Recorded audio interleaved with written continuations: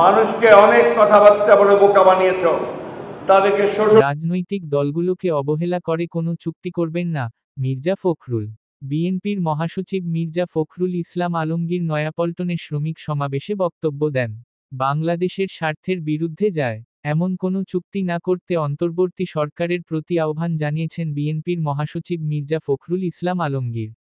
তিনি বলেন, দয়া করে রাজনৈতিক দলগুলোকে ইগনোর, অবজ্ঞা করে, অবহেলা করে, জনগণকে অবহেলা করে এমন কোনো চুক্তি করবেন না, যেই চুক্তি বাংলাদেশের স্বার্থের বিরুদ্ধে যাবে।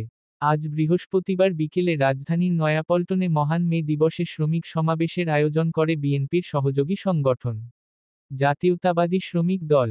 এই সমাবেশে বিশেষ অতিথি ছিলেন মির্জা ফখরুল। সমাবেশে মির্জা ফখরুল বলেন, আমরা রাজনৈতিকভাবে একটা অস্বাভাবিক পরিস্থিতিতে বাস করছি। আমাদের একটা ছাত্র জনতার অভ্যুত্থান হয়েছে। আমরা একটা ভয়াবহ ফ্যাসিস্টকে দেশ থেকে তাড়িয়েছি। আমরা ফ্যাসিবাদের পতন ঘটিয়েছি।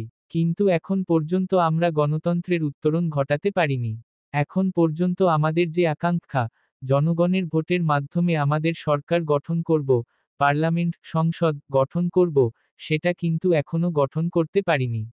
মির্জা ফখরুল বলেন, অন্তর্বর্তী সরকারের প্রধান উপদেষ্টা অধ্যাপক মুহাম্মদ ইউনূস সবার কাছে শ্রদ্ধেয়।